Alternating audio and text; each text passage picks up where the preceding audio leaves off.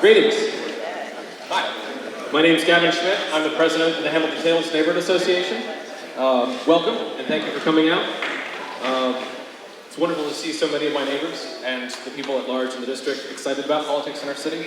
We are very grateful for Hamilton Presbyterian and Community Play School, which both use this space, to have let us use the gym tonight. Also, we're very thankful for Hamilton Laurelville Main Street, HARBEL, our moderators, and our fellow neighborhood associations for helping us get the word out and helping us plan some of this. And if you're going to watch us tomorrow, many thanks to Gus Sentimontas with CityExplainer.com because he's recording it. We're unable to stream, but we are recording it and it'll be available tomorrow. Just so you, a little introduction for the forum. Tonight's forum's goal is to introduce, I should project directly into it, introduce you to the people running for our district's city council seat in a fair and manageable way. After debating with our advisors, our neighbors, and the candidates themselves, the format was set for 2 hours with focus on the 6 Democratic candidates who will be competing first in next April's primary, and to use a pre-built set of questions. Each candidate will have the same amount of time to answer the questions, and candidates will have the opportunity to challenge each other and their answers should they wish to.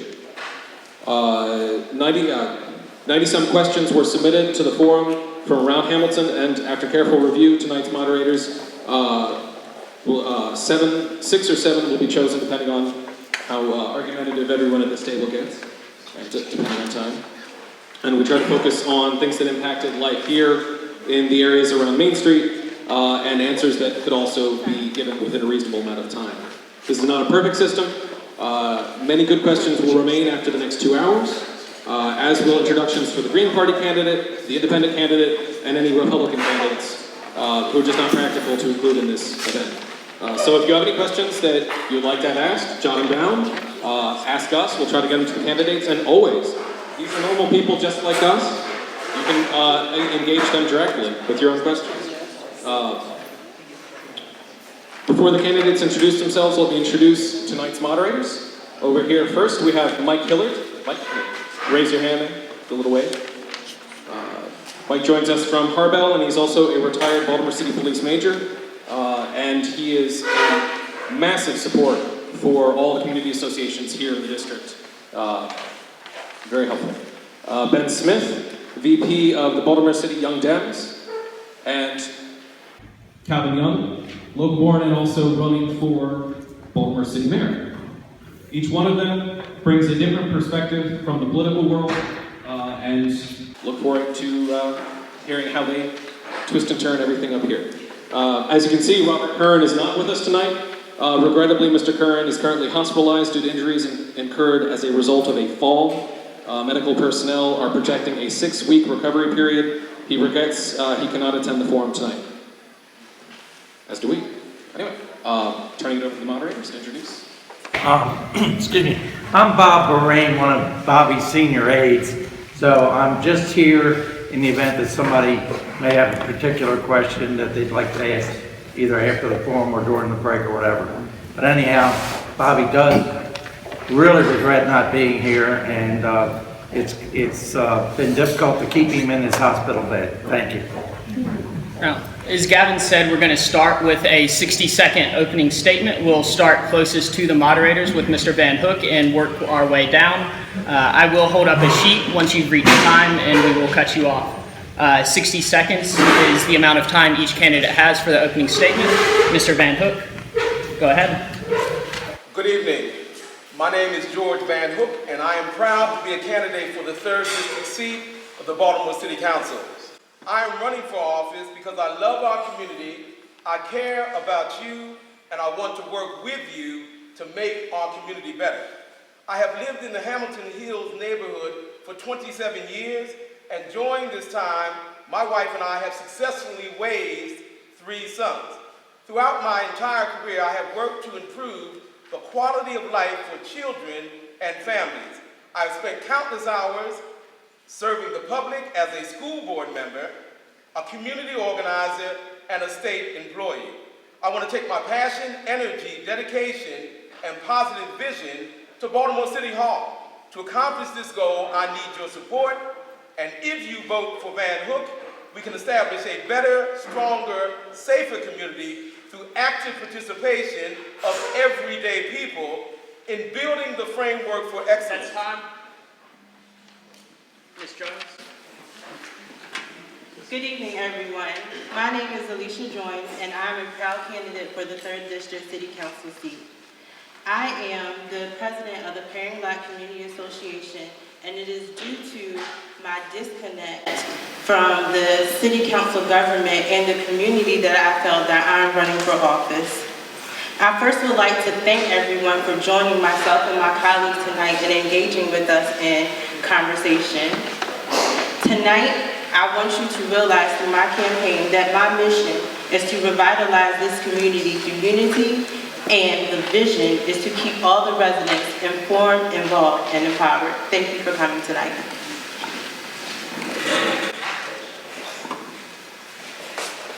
Good evening, everyone.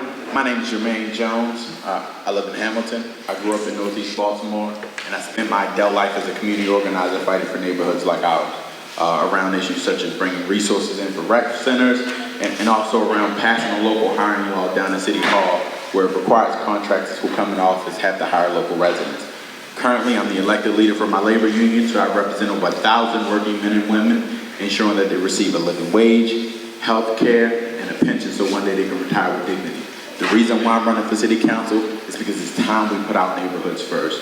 I'm fed up with the city's investment model of investing in downtown, hoping it'll trickle down into our communities. It is not working. Baltimore has always been a city of neighborhoods and always will be. In order to make sure our city's prosperous, we have to first make sure our neighborhoods is prosperous.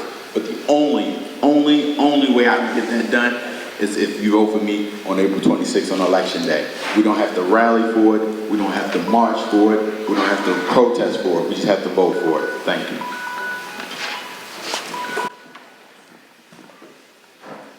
Good evening, thank you for being here.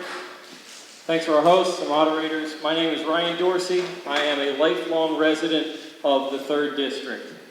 My background is in the arts and small business, not politics. Rather than taking this opportunity to talk a whole lot about myself, I'm going to take a moment to express my continued disapproval for the development of a Royal Farms on Harford Road. A deplorable decision on the part of our current councilman, the audacity that it would take to do such a thing in the face of the opposition of every single neighborhood along Harford Road, I believe could only be bolstered by an arrogance that comes from having his last campaign supported almost exclusively by other transfers from other politicians in Baltimore City. An old boy network of doing business in Baltimore, supported by a fundraiser who now counts this man among his ranks.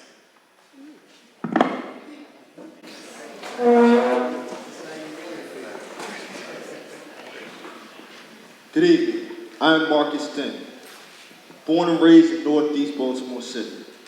I'm committed to serving the community. As a former Air Force captain, I've shown leadership. I've shown integrity. I've shown that my commitment is to service before self. I'm not going to lay out my future plans. I'm going to let you know about my current actions. I've trained, certified, and employed over 450 Baltimore City residents. I've provided wraparound services to our seniors so that their quality of life can be improved. I provide that much needed out-of-school programming for our youth, day in and day out. In addition to that, I provided that fundamental financial support to our small businesses on Harford Road. My actions will speak much louder than my words ever can. I'm your candidate for City Council in the 3rd District, Marques Dent, and I will remain active, accountable, and accessible to every resident in the 3rd District, because I have an oath to serve you. Thank you.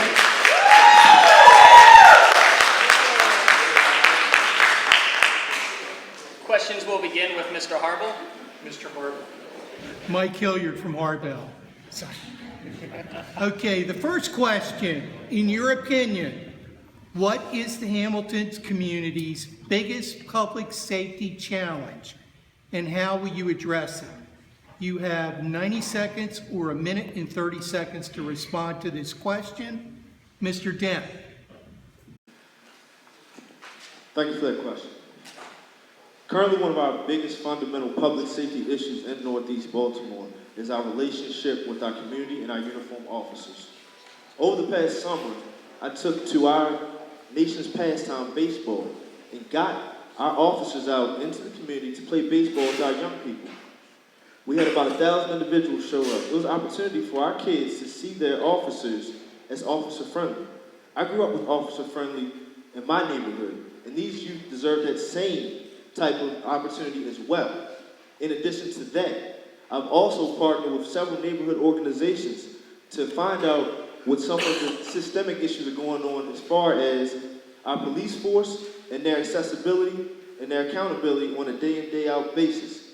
Case in point, we had a traffic issue on Walther Avenue. It's a high traffic volume during the hours of 4 to 8 p.m. Sergeant Hardy deployed additional resources during that time frame at the residents' request so that traffic could be safer for our pedestrians, for our bikers, and for our cars at the same time. We have to have that good dialogue, that good working relationship with our police force. I participated in ride-alongs with the midnight shift to see what some of those most critical criminal elements, what are they doing in the evening times. In addition to that, I've also partnered with the police district to provide community services to our community on a daily basis as well. That's time. Mr. Dorsey? The 3rd district is the safest district in all of Baltimore City. While we are at historic records for murders in Baltimore City, we have not had one more murder in this district than we had last year. Our greatest public safety threat would be our failure to address directly and aggressively the root causes of systemic inequalities and institutional racism in Baltimore City. By addressing matters of housing and employment and transportation with progressive policies. If Bel Air Edison had a median household income of $90,000, nobody would be killing anybody. I will introduce legislation to increase the minimum wage in Baltimore City to $15 an hour at minimum. I will continue my work with transportation experts and activists to improve transit opportunities for the 35% of Baltimore City households who cannot afford to own cars, and will continue to call for the removal from office those who do nothing to promote a better Baltimore, like Bill Johnson at the head of the Department of Transportation and Paul Graziano in housing.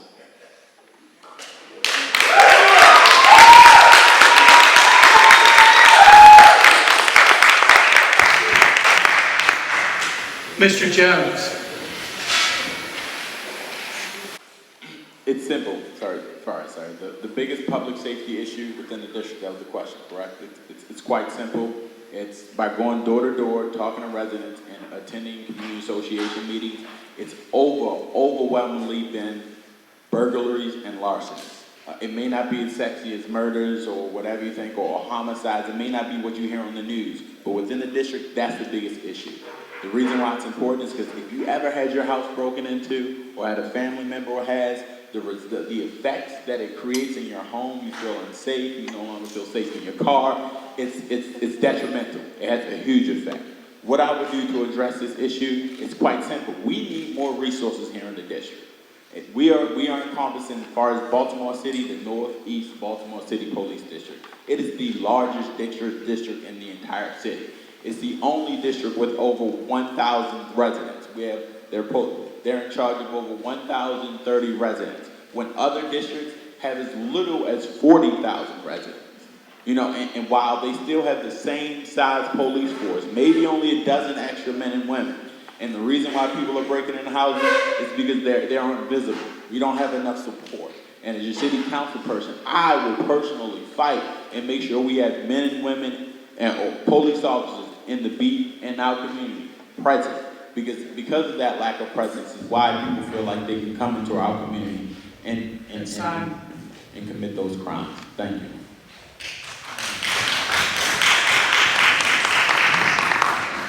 Mr. VanHook, oh, excuse me, Ms. Joynes, I'm sorry. Statistically, the biggest public safety issues in the district are burglaries and auto theft. According to statistics as of November 16th, there were 25 burglaries, 23 larcenies from auto, 20 larcenies which include theft from stores, and 16 auto thefts. Unfortunately, as we get closer to the holidays, these types of crimes will continue to increase. Safety, whether real or perceived, is one of the most important factors affecting the quality of life for residents and businesses in our district. Although crime and criminal activity throughout the city as a whole may negatively dominate the media, the 3rd District and the Hamilton Corridor in particular is one of the safest places to live in the city. And if I'm given the honor to serve as your next councilwoman, I would like to continue to build the community relations with our police department, to maintain that in the Hamilton area, the district as a whole, and increase safety in other areas of our district. The biggest public safety challenges in the district are all avoidable.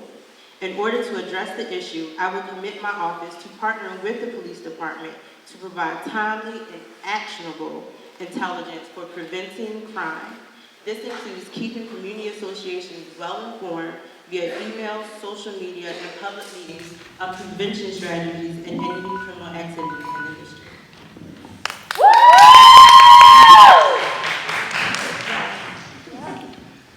Mr. VanHook. While I agree with all of my very intelligent opponents, let's get to the root cause of our problem. The biggest public safety issue that we face is our historic and criminal lack of investment in our children. And one of the things that we need to do is to bolster our school system. Many of you know that I served on the school board for 6.5 years, and the reason I did it was I wanted to bolster, strengthen, and improve the quality of education for our children. Children who are not educated are a threat to themselves and their families. They break into houses because they don't have the skills to survive. They break into the houses because they do not have self-esteem.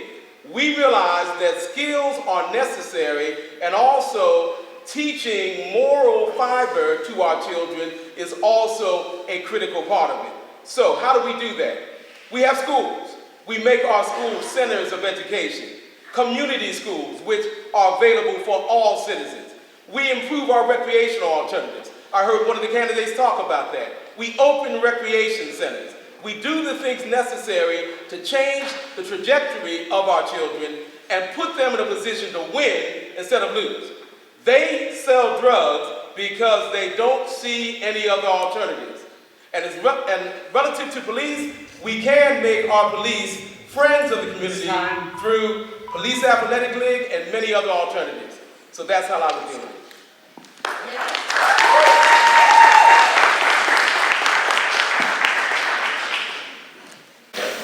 As a lifelong resident of Hamilton, I want to thank you all for your call, for answering the call to service. The second question will go as follows, and it will be answered first by Mr. Dorsey. What investments would make the largest improvement in quality of life for Hamilton Laurelville community residents, and how would you accomplish it as our councilperson? Harford Road should be considered one of the most vital commercial corridors in Baltimore City.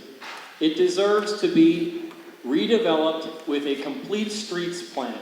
If you do not know what complete streets means, please, I invite you to take out your cell phone and look it up.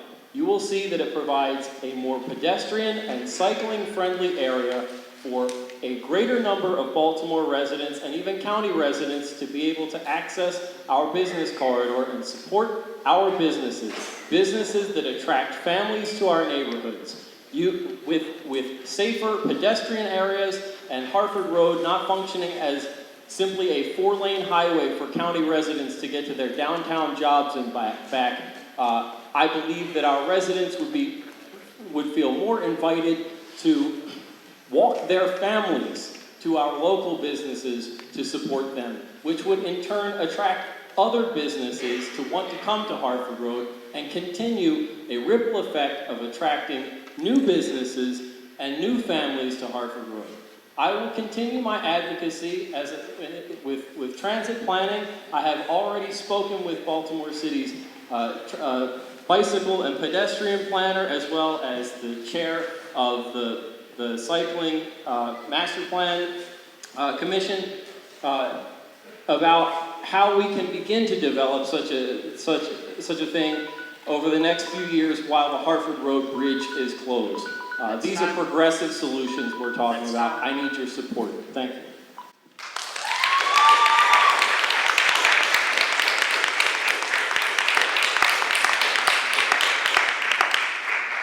Mr. Jones, Yes. Can you repeat the question one more time? what investments would make the largest improvement in the quality of life of Hamilton Laurelville community residents, and how would you accomplish it as councilperson? Simple. The largest investment we can make to improve the quality of life within our district is in our children. As far as the 3rd district, we have more children in almost most places throughout the city. The average number of children is 22%, throughout the city.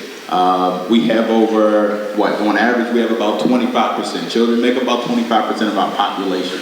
In some neighborhoods, it's as high as 28%. That's the reason why.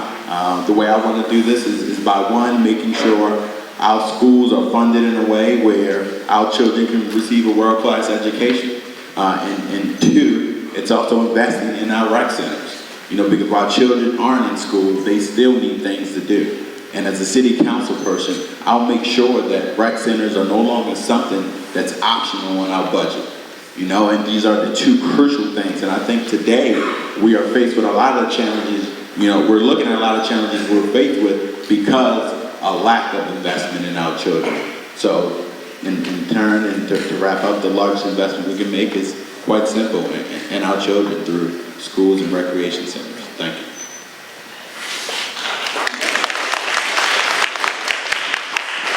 Ms. Joynes, The quality of life for families and individuals in our district is impacted by the quality of physical environment, access to quality services, safety, and the ability and capacity of individuals and communities to make the use of their individual and collective resources in the district. One of the greatest investments any community can make is into our youth. By engaging youth into the welfare of our communities, we are creating an intergenerational community. If given the honor to be your next councilwoman, I would like to improve the quality of life for residents by developing a youth-led program that allows you to provide services to assist older adults, one of the largest demographics in the district, in staying in their homes. This might include groups of students raking, shoveling, doing home repairs, and providing delivery services. Most city programs, such as the mayor's Hire One Youth Program, focus on high school youth ages 16 through 21. This program will focus on recruiting middle school age youth from our district to provide services to residents and businesses in our district. The earlier that we invest in our youth, the more probable they are to become responsible, tax-paying adults who stay in the communities that nurture them. Thank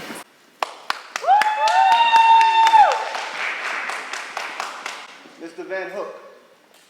I'm so glad that the other candidates are saying what I just said earlier, because they realize that children are more than our future, but they are the only hope we have to recreate our community. We also need to understand that we need to put parents and citizens in the driver's seat, which means that you should be part of government. The decisions and the also priorities that are created should be your priorities. What I pledge to do in conjunction with many others is to put you at the center of decision making. That means that all decisions will be aired with you. That means the priorities will be a byproduct of discussions that we have. It also means that we will have multiple forums that will amplify the issues and will give you the opportunity to take care of your children, to take care of your economic needs, and to be empowered. Because right now, the way the incumbent is operated, you are so far away from decision making, it's almost like you don't exist. I think that is criminal, it is wrong, and we can do something about it. Simple conversation, simple honesty, and the integrity to present issues on a regular basis is what we need. And our children, as you well know, are more than our future, but they are our best hope to recreate a community that is strong but needs to be stronger. Thank you.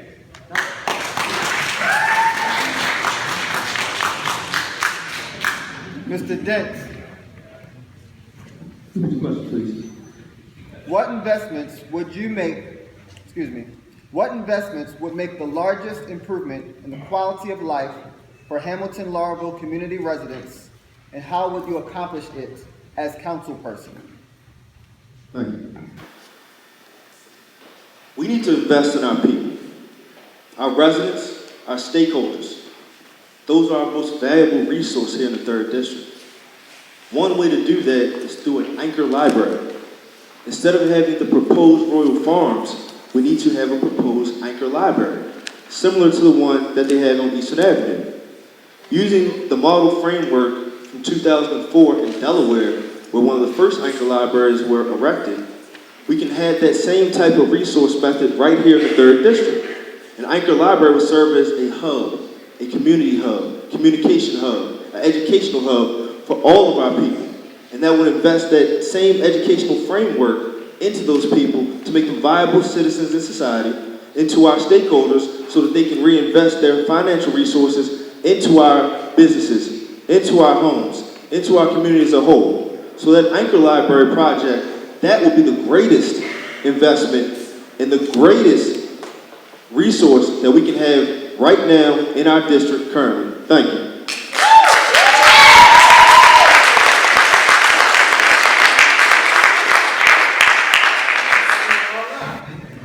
Now, the next question, some quiet in the crowd.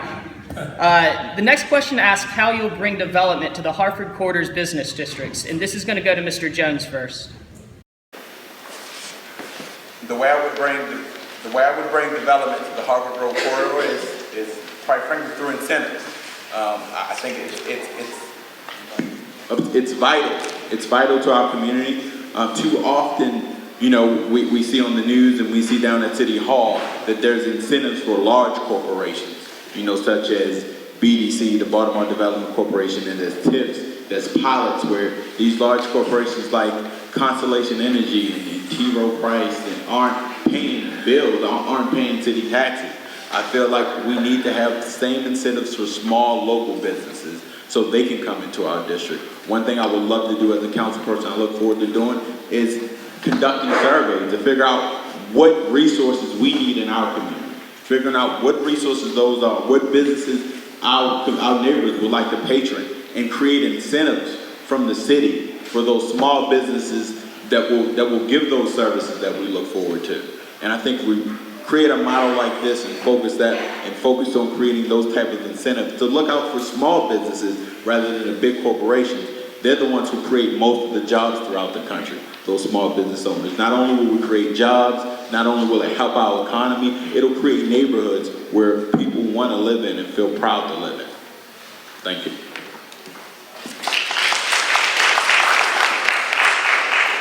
Ms. Joynes? The challenge facing the city government, business, and workforce development professionals is to ensure that our workforce adapts to a wide range of emerging trends in a way that will translate into increased economic prosperity for all segments of the city's population. I believe that supporting legislation that funnels money through our communities, such as the facade grants that the Hamilton community currently utilizes, will help bring new development to the business district. Business owners want to know not only are they setting up shop in a lucrative area, but also that they will constantly be supported and positioned to increase their capacity and bottom line. Furthermore, I believe the business district can attract more business if there was a sustainable business equity loan program. The goal of the program would be to stimulate business investments and to create and retain jobs.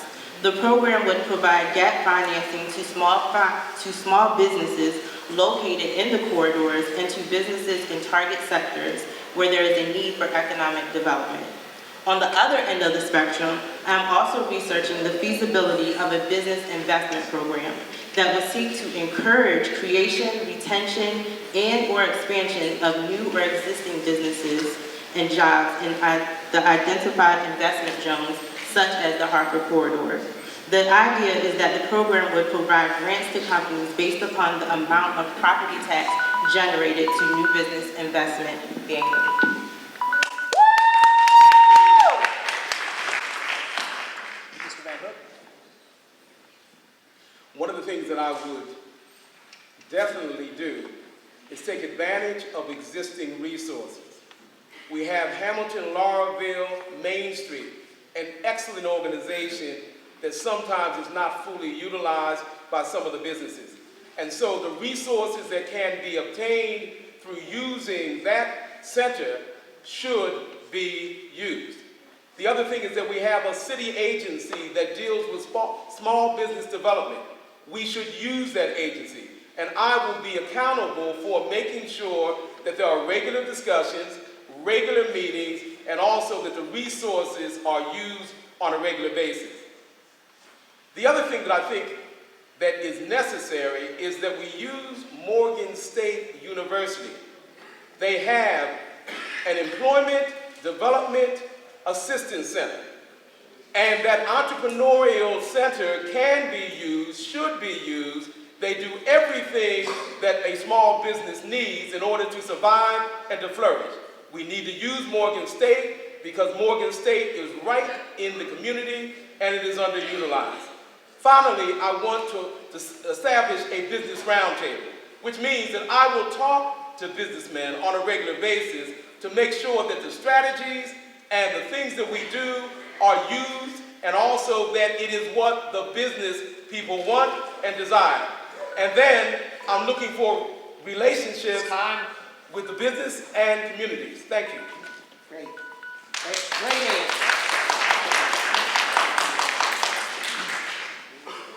Mr. Dent? Thank you. Our Harford Road Business District is beautiful, it's vibrant, and we need to attract more businesses here. Currently, I've been working with the Small Business Administration and the Small Business Innovative Research organizations to provide financial seminars to those small businesses. We've had about 6 such seminars over the last 3 years. Those seminars have resulted in grant funding being made available to many of our businesses in and around Northeast Baltimore. These type of seminars need to continue for us to continue the beautification and the access to our small businesses and attract more residents, to attract more thoroughfare through our Harford Road District. Thank you.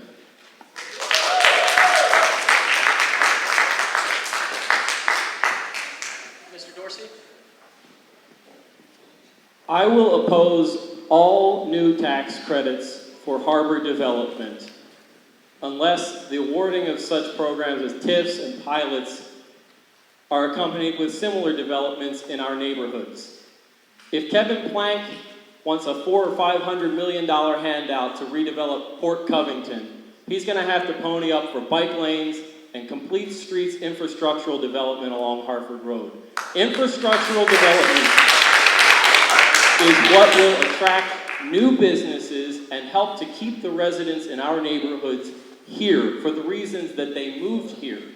In addition, I will call on city officials to place a great amount of stock in our artist community, rich and diverse throughout this city, to help make Harford Road a more aesthetically attractive place for businesses to set up shop. You've all seen probably the recent painting of the 4500 Harford Road lot. Let's make some lemonade there. This is the work of residents right here in the 3rd District. I will call for more artist-driven development throughout Baltimore City and along Harford Road, along with infrastructural development. This is the kind of forward thinking that I hope to bring to the 3rd District as your next councilman.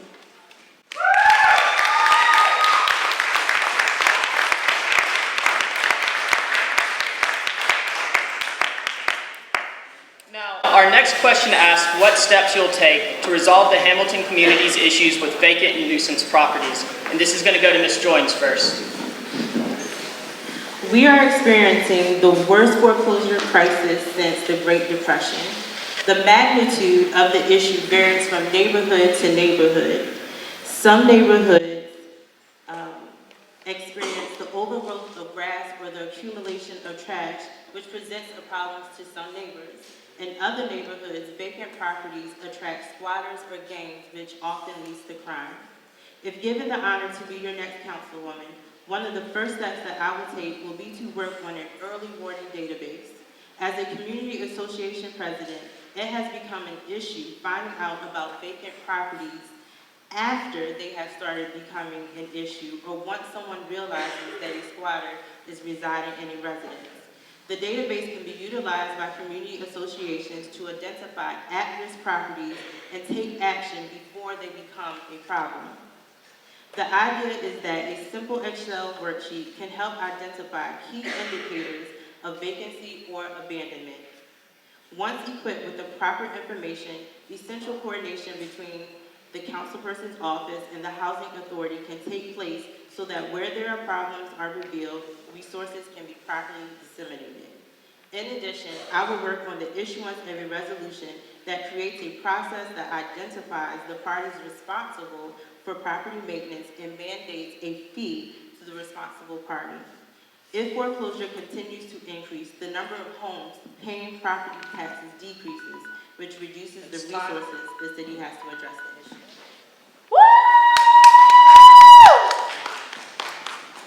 Mr. VanHook. I will reiterate the point that city agencies that are responsible for doing things should be held accountable. And so we have an agency within city government that should be working better to serve the needs of people. So one of the things that I would do to address our problem with blighted and vacant housing is I'm going to hold the housing department accountable for it. I'm going to work with the mayor to make sure that the Vacants to Value program that has already been established works better. We need to register vacant properties, first of all. We also need to develop affordable options for redevelopment of those properties. And whether it's a private development or a corporation developing it, the bottom line should be at the end of it, we should have affordable housing. I'm also in favor of letting community organizations and community development corporations work hand in hand with government to make sure that we do market research and that ultimately we develop a process that is fair to people. And I would like to see people from all income strata being able to move into a property that they can afford with the support and the incentives that are necessary. Again, I will hold city agencies and federal agencies such as HUD responsible and accountable to the people and make sure that we work in tandem. Thank you.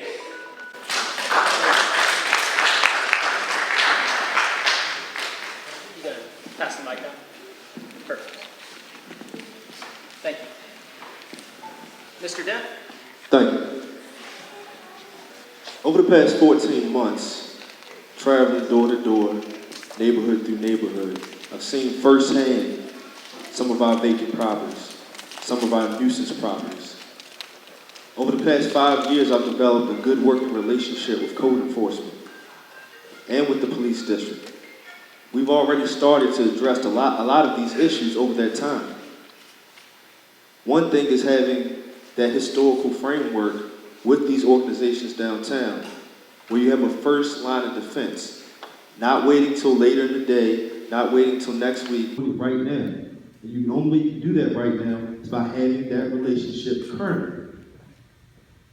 Thus far, I've made sure that the residents that have had particular issues get their issues addressed immediately. 1 phone call, 2 phone calls. Get the folks out there, let them see it firsthand. That's what we really need in our district. A lot of future plans, that is good, but we need current action right now. Thank you.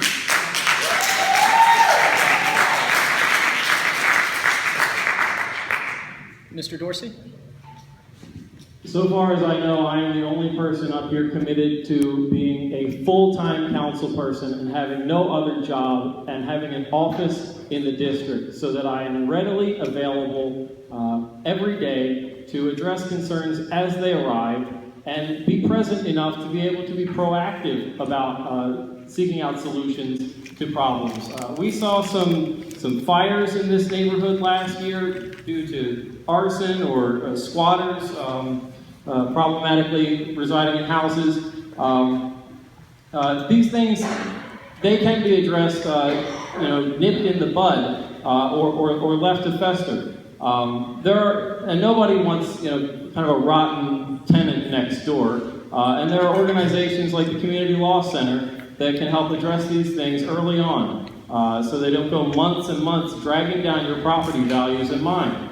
We also have tenants or residents who may be on hard times who we have to connect to city programs as quickly as possible. But we also need a bigger picture to this, and this is where I will again talk about artist-driven development. All over this city and throughout this country and post-industrial cities and right here in the 3rd District, artists are taking up residence in a multitude of spaces, revitalizing long vacant structures and turning them into hubs of economic development. And where this happens, other business development inevitably follows. I don't know what else I had to say.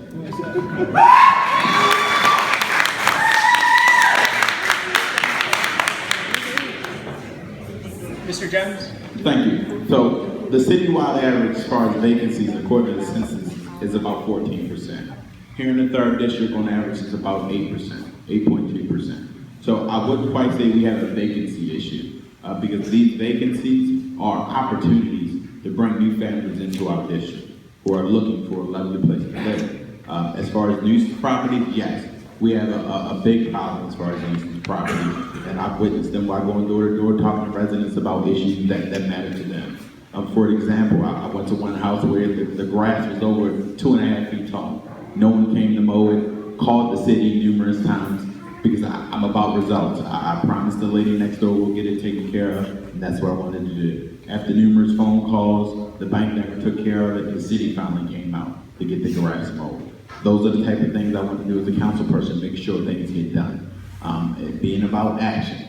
But as far as the reason why this happened, I noticed, is because when the city writes fines, they write those banks and the corporations who own these properties the same $50 fines they write you and I.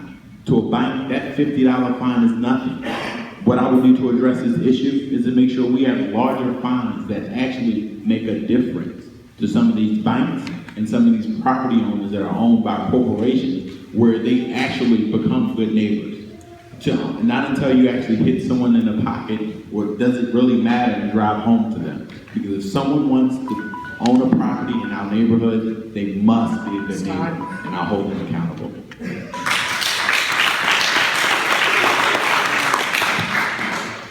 So my grandmother is a resident of the 3rd District, just like the rest of us. So this next question is very important to me.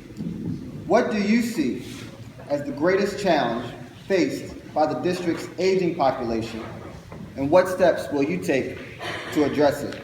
We'll start with Mr. VanHook. I'm going to reiterate my position that city agencies, federal agencies, and those organizations that are responsible need to be held accountable. So as a city council person, I will make sure that the agencies that are supposed to be serving our aged and senior population will do their job. The other side of it is that the biggest problem is mobility and also health care. And so we need to make those things more affordable as well as accessible.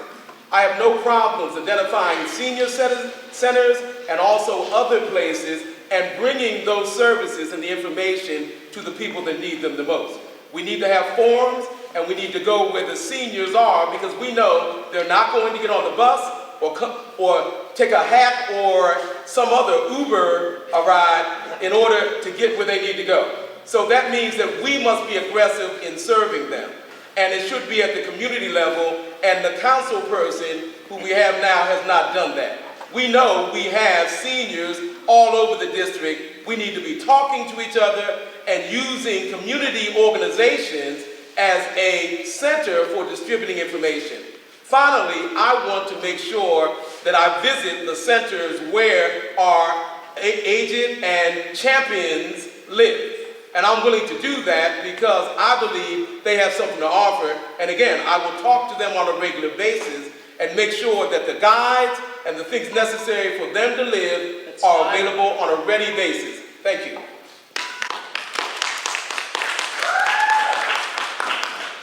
Mr. Dent? Thank you, Mr. Young. My grandmother too does live in the district as well. Each household has a different obstacle. Some individuals care for their grandparents in home. Some individuals have to send their seniors to a senior center. Regardless of your specific challenge, there needs to be services available to you. Care management training for our family caregivers. You need to know how to properly administer medication. You need to have financial training so you keep your seniors' books in order. As you get older, a lot of times you could you can have an issue where you have a financial hardship. We want to make sure that issue doesn't result in not being able to bury our seniors later on in life. We have to think about this holistically. We have to implement estate planning and asset preservation strategies as well. We want those glory days for our seniors to be prosperous. We want them to be able to live their lives out in a manner that they don't struggle anymore.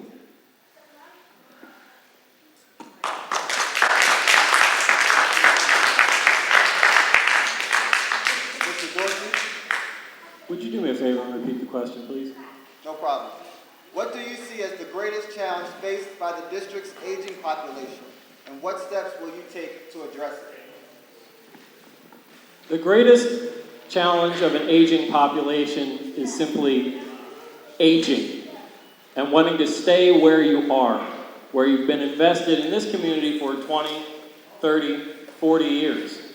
The National Institute of Health published a paper co-authored by my mother, Dorsey, she can raise her hand if she wants, and who's also a 3rd District resident, and another 3rd District resident, Sarah Zanton, a Lauraville resident, that reports on Project Capable, which says that any approach to aging in place must be threefold and involve a nurse practitioner for medical concerns, an occupational therapist for concerns of remaining active, and a handyman for concerns of maintaining the house in a livable condition for the resident.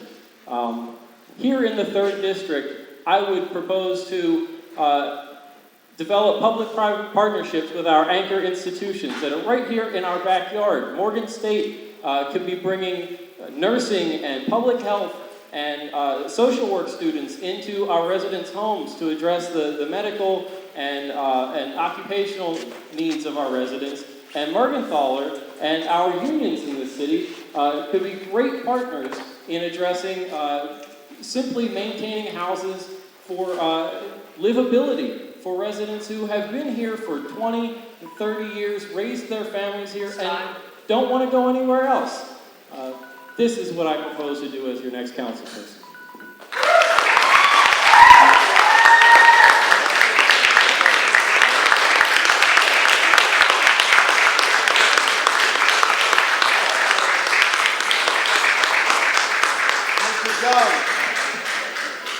Mr. Jones. Okay. Thank you. The greatest issue facing our aging population, aside from crime, which is everyone's issue, and I feel like they've too often become victims of crime, is simple. It's quite frankly, it's being able to continue to afford to live in the city.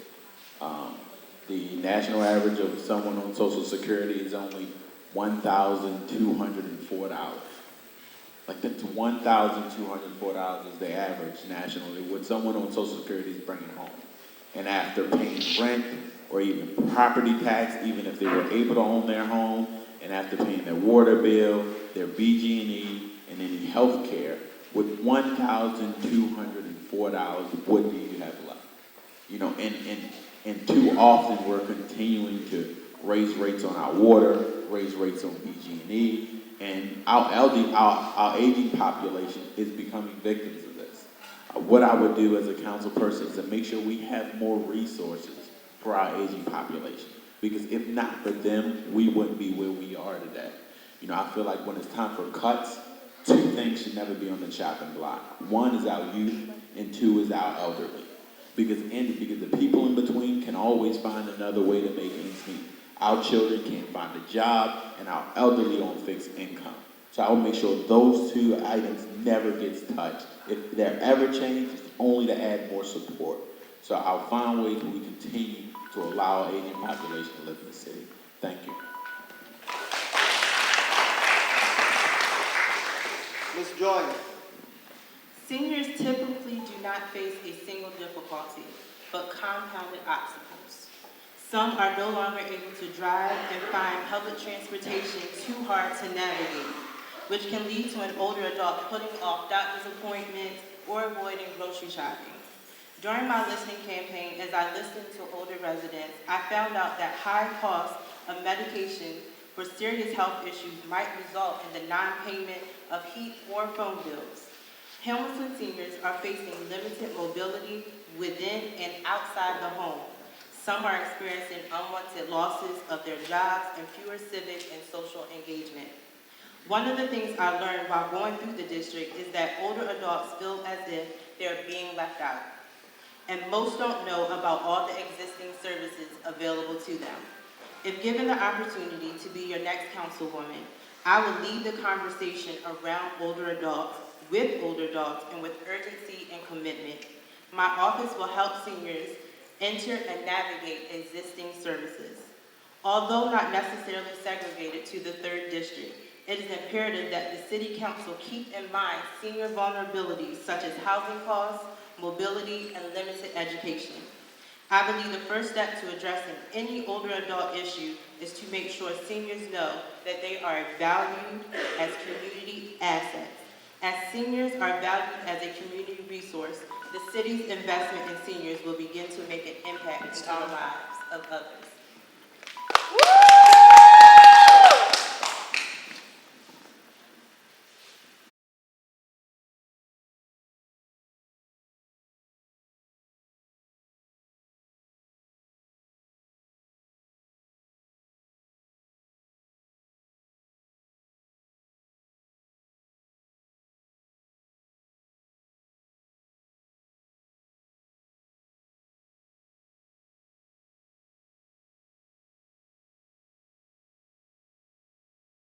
With those association presidents on a regular basis. Those neighborhoods who do not make it out to the meetings, I go out to their homes. I hear from them face to face. That face-to-face interaction is the most critical portion of building community relationships. As a challenge, it's tough to get out there every day. It's tough to go door to door. It's tough to sit there and try to listen to someone as they struggle. But we have to do it. As public servants, we have to commit to getting face-to-face with our residents, finding out what their issues are, and addressing them immediately. Thank you.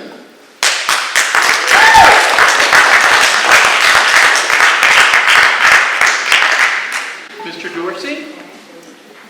Although I occasionally get tongue-tied when flustered, I don't generally find communication that great a difficulty by simply being present. I have been attending neighborhood association meetings throughout this district for a very long time now, month after month, and I have heard the same things in more or less every single neighborhood month after month throughout this entire district, and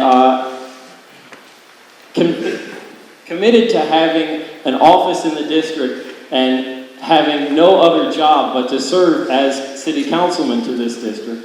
I will also be holding regular town hall meetings to address the same issues that we hear in one neighborhood and the next at a larger level, bringing neighbors together from throughout this district in an environment in which we can also discuss the importance of legislative matters going on in City Hall. And ask our residents here, what kind of legislation should we be bringing out of the 3rd District, the most broadly middle-class district in the entire city, the only district in this city without a food desert, with a greater opportunity to stand more solidly together behind progressive legislation, I would argue, than perhaps any other district in this city, to really be a beacon of progressive democratic ideals. Thank you.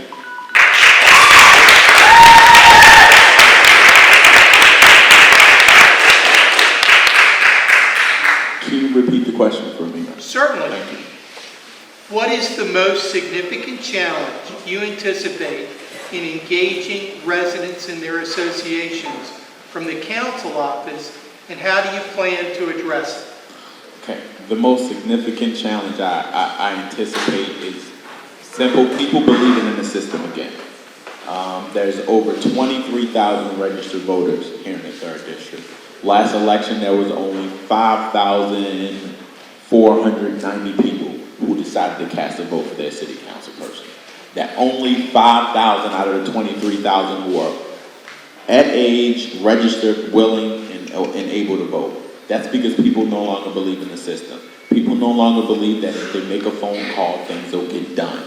The way I plan on addressing this is by doing the same thing I'm doing, and this is what my campaign's about. Little wins, getting to get people to believe in the system. When someone gives me a phone call and leaves a message, make sure I call them back. When they say they have an issue on their street or a vacant property has an issue, make sure that we work together in getting it done. And if for some reason we aren't able to get it done, we work together and know that we've done everything we can do to get it done. Because as a council person, one of the things as a councilman I look forward to doing is raising the amount of active voters here in the district and getting people to believe in the process again.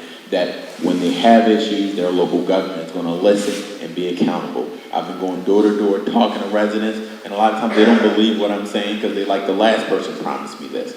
I want to promise you this time it's going to be something different. Thank you.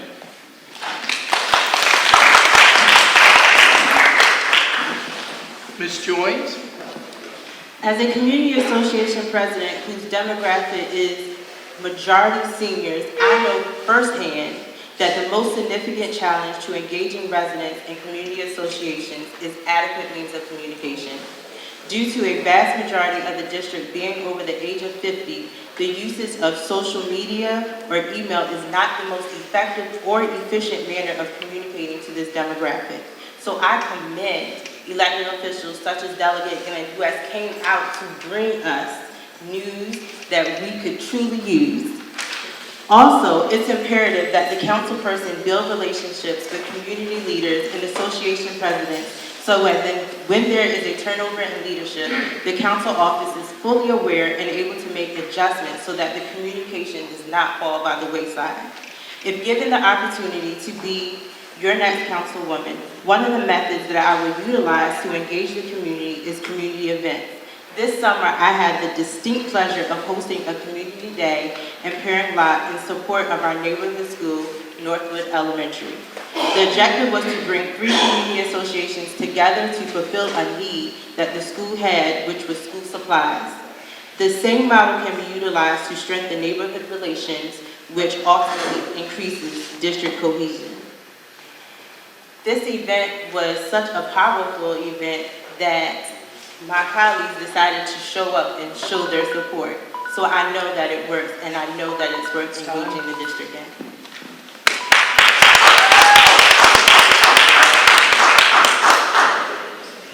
Mr. VanHook? I go to a church where the motto is it's all about relationships or it ain't about nothing. And I live by that creed. We have to establish relationships. The incumbent has engendered a culture of mistrust. We also realize that we don't have phone calls returned and people don't care anymore. So as one of my colleagues said, we need to bring back trust. How do we do it?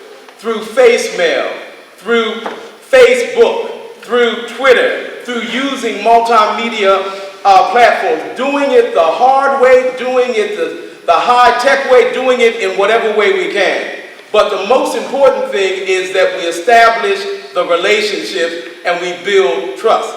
And you can do that by meeting with people where they are, having courageous conversations, responding and listening. And we've been doing a lot of talking tonight, but we need, in order to establish trust, to listen to people and respond. Then finally, what I want to do is establish a community advisory board that will consist of every community organization, and every issue, every thing that we discuss will be vetted, and I will take recommendations and also input from every community organization so we can avoid things like Royal Farms and some of the other things that have plagued our existence for the last year and a half. We can talk to each other and we can act together, and that's what makes us strong.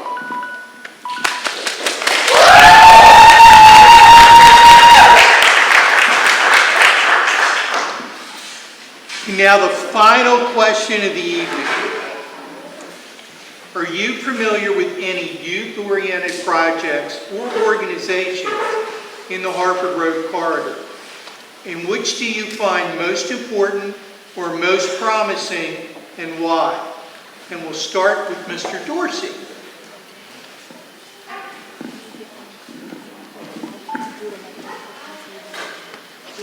I'm a graduate of St. Francis of Assisi. Their athletics program is as strong today as it was when I was a student there. One of my fellow SFA alums is kind of the spokesperson and leader of HL Sprouts. More recently, we've seen the Northeast Community Partnership grow up and start putting on some great community events. I'm not going to tell you that I like any one of these any better than the other. In a city where for decades we have systematically disinvested our neighborhoods and pulled the rug out from under our youth, I think we need to be bolstering and supporting all of our programs that reach out to youth as heartily as we can. If I did have to choose one program, youth-oriented program, I would say it would have to be just the pickup basketball games that happen at the North Hartford Playfield, where on any given sunny day, kids after school, despite the fact that one rim is a half a foot lower than the other, will get out there and play basketball next to baseball fields where I played as a child in the Harford Park Little League that hasn't existed since 2005. The rec center there hasn't seen any programming since 2009, and as a matter of fact, not a single dollar has been allocated into the 3rd District in the last 3 budget cycles. If you do not understand this, believe me, go to the Planning Department's website and look up the Citizens Guide to the Budget. It could not make it any more clear that no advocacy has been done in a long time to bring any kind of resources into the 3rd District. Thank you.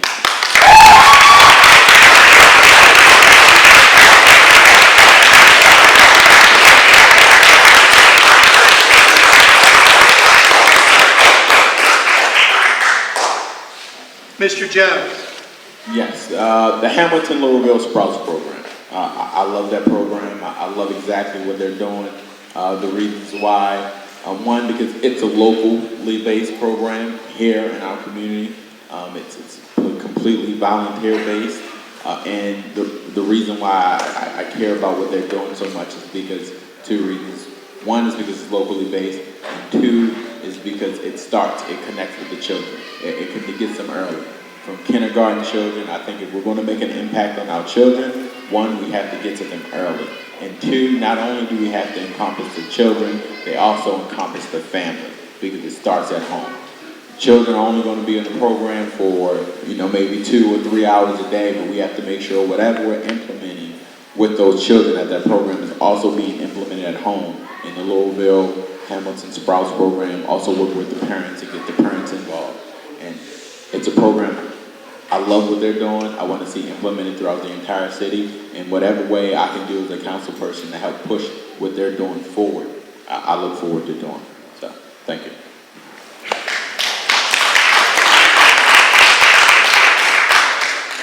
Ms. Joynes?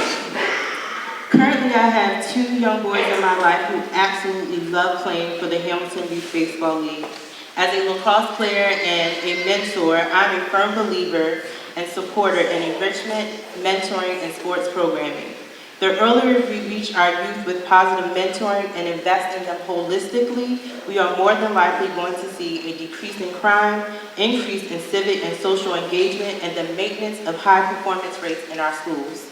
In 2010, I started a nonprofit called Beautiful Butterflies, which is a mentoring program for girls 8 through 16 in Baltimore City. We started out as an after-school program at Harlem Park Elementary and have since expanded into a community program with locations now in the 3rd District. The Harvard Road corridor is on our short list of expansion sites for 2017. When we invest in mentoring, we are cultivating high-performing students who will go on from the elementary to college pipeline as opposed to the elementary to prison pipeline. We are nurturing community leaders who will take on the task of advocating for the seniors who invested in them, and we are securing our future as a thriving community.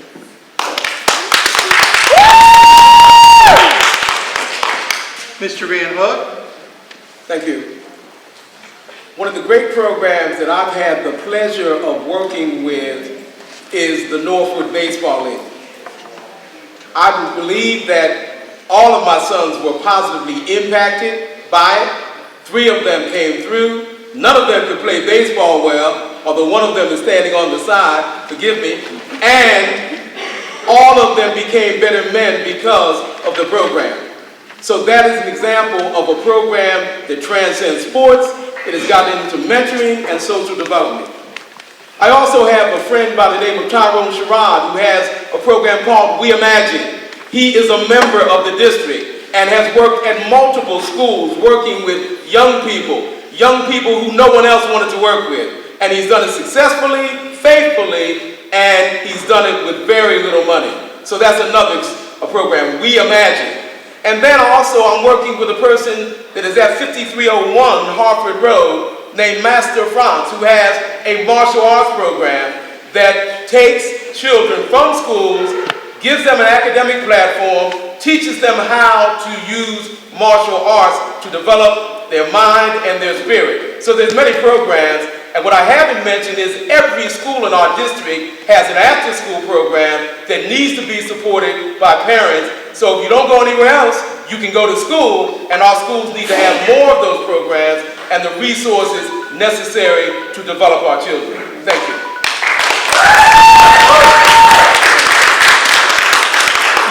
Pass the microphone down to Mr. Dent.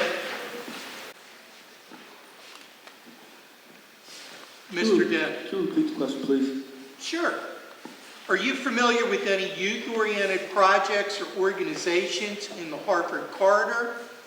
Which do you find most important or most promising, and why? Thank you. Currently, I am the chairman of the board of the Northwood Baseball League. I'm responsible for more than 400 youth baseball players and their families, educating them in the sport, our nation's pastime. I've been in this position for the last year, but I've been a board member for the last 3 years. I too played baseball at Northwood, so I've been there for about 25 years total. In addition to that, I started my own youth program called the Dent Group, Delivering Educational Needs Together. This year, we took it upon ourselves to provide year-round school supplies to 3 schools right here in the 3rd District, putting resources back into the 3rd District. As far as funding is concerned, I wrote 42 grants over the last 3 years to provide resources back into our community and provide funding back into our community. I just started another nonprofit, the United Families for Change. We have a location right on Bel Air Road. We're a mentoring program. We have 25 young males in our program currently and providing SAT scores, SAT preparation, STEM programming to those youth. In addition to that, I also provide early web seminar training to our 1st, 2nd, 3rd, 4th, and 5th graders. These individuals over the summer have created their own websites in our program. These are programs that I've currently been doing over the last 5 years since getting out of the military. Thank you very much.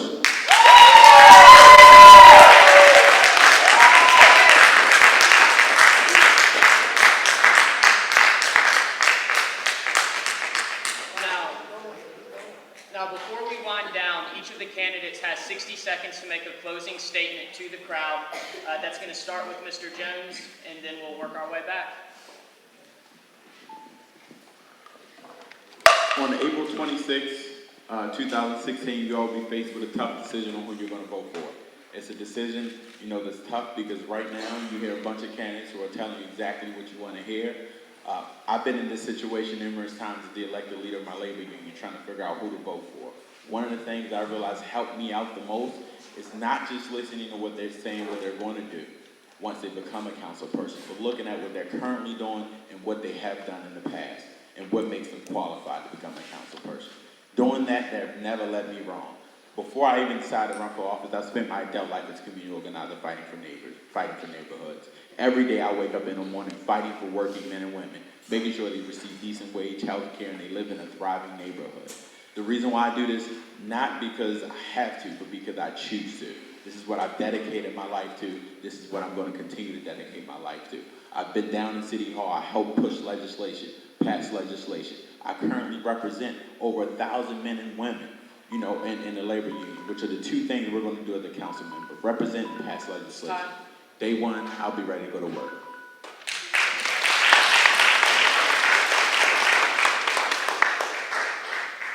Ms. Joynes?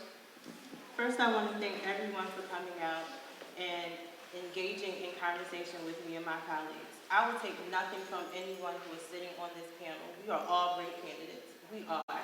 But I'm a fighter and I'm a worker. And I'm going to do what I said I would do because that is what I believe in. When I was 26, I built my first home in the Pairing Block community because I love this community. I love this district. Working is what I know how to do. That's what I do. And that is what I intend to do for this district. Work, fight for this district so that we can maintain the standards that we have established. There will be no downfall, there will be no slacking on my part or on any part of this district. My campaign is about keeping people informed, involved, and empowered. And as you are all standing in this room, this is what you will get from me, engagement. It is about us coming together as a community and saying what we want, and that's what I'm going to do, bring us together.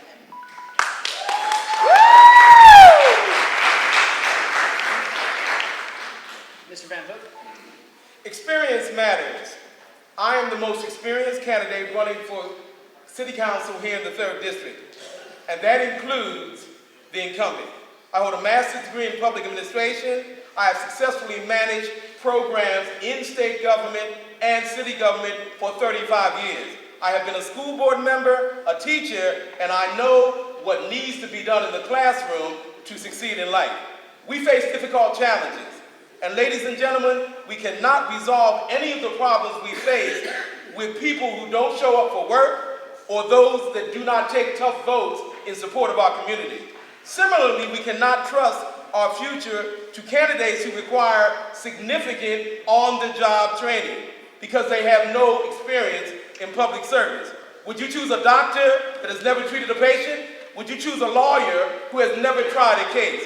Would you choose a mechanic who has never fixed an engine? If you stand with me, I am ready and willing to work. I will hit the ground running, and I want you to vote VanHook.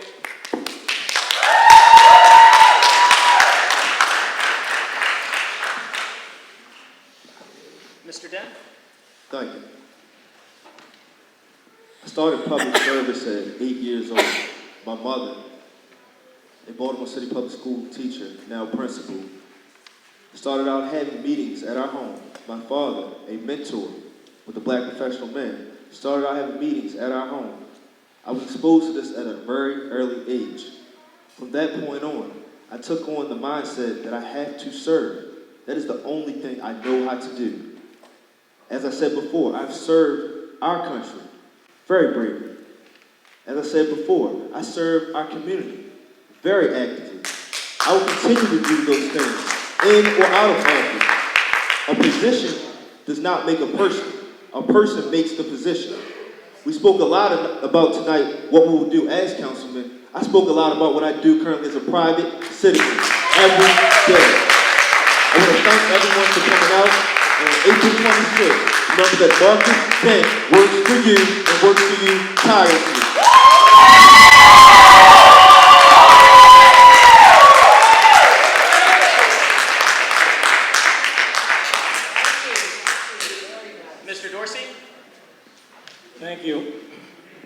Thank you all for being here. I am a lifelong resident of this district. I come at this thing just from the heart of loving where I have lived my entire life. I come from a background in the arts, small business. I'm not a politician by trade or training. I invite you to look at my website, electryandorsey.com, to reaffirm the things that you've heard from me here tonight. That I am a progressive Democrat, and that I understand that the role of councilperson is not just constituent service, and it's not just having a legislative agenda, but I'm committed to both. I will have an office in the district, no other job. I will hold regular town hall meetings. I will introduce legislation to increase the minimum wage in Baltimore City to $15 an hour, and continue to work for better transit opportunities for all of Baltimore City, because these are the things that we need to do, so cycle after cycle, we don't have to keep talking about the root causes of systemic inequalities and institutional racism in Baltimore City. Thank you.